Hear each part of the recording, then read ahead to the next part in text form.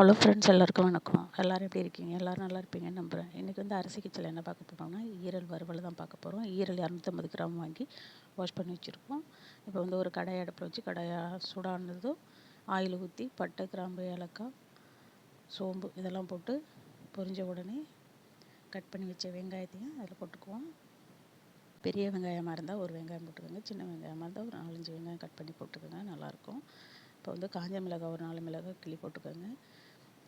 வெங்காயம் வதங்கிறதுக்கு கொஞ்சோண்டு சால்ட்டு சேர்த்துக்குவோம். அப்புறம் ஒரு ஸ்பூன் இஞ்சி பூண்டு விழுது சேர்த்துக்கலாம். இஞ்சி பூண்டு பச்சை வாசனை போகிற அளவுக்கு நல்லா வதக்கி எடுத்துக்குவோம். இப்போ வந்து கொஞ்சம் மஞ்சத்தூள் போட்டுக்குவோம். அதையும் நல்லா வதக்கி எடுத்துக்குவோம்.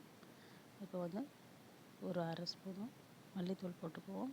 ஒரு 1/4 ஸ்பூன் சீரகப்பொடி சேர்த்துக்கலாம். கொஞ்சம் போல் கரம் மசாலா சேர்த்துக்குவோம். இந்த எண்ணெய் பிரிஞ்சு வந்திருக்கு பாருங்கள். இந்த ஸ்டேஜில் வந்து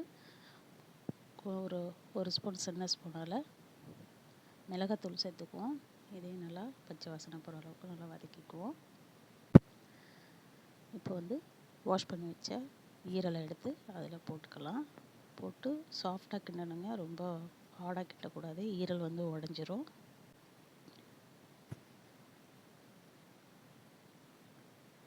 இப்போ ஈரல் நல்லா வெந்ததும் கொஞ்சம் தேவையான அளவு உப்பு போட்டுக்கோங்க. ரொம்ப அதிகமாக போட்டிங்கன்னா உப்பு கறிக்கும். இப்போ பாருங்கள், நல்லா மசாலா வந்து ஈரலும் நல்லா வந்துருச்சு. இந்த ஸ்டேஜில் வந்து கருவேப்பிலை, கொத்தமல்லி தூவிட்டு கொஞ்சோண்டு லாஸ்ட்டில் பெப்பர் தூவிட்டு இறக்கி சாப்பிட்டு பாருங்கள். செம்மையாக இருக்கும், அல்டிமேட்டாக இருக்கும். நீங்களும் உங்கள் வீட்டில் இது மாதிரி செஞ்சு பார்த்துட்டு கமெண்ட் பாக்ஸில் கமெண்ட் பண்ணுங்கள். என் வீடியோ பிடிச்சிருந்தால் லைக் பண்ணுங்கள், ஷேர் பண்ணுங்கள். நன்றி ஃப்ரெண்ட்ஸ்.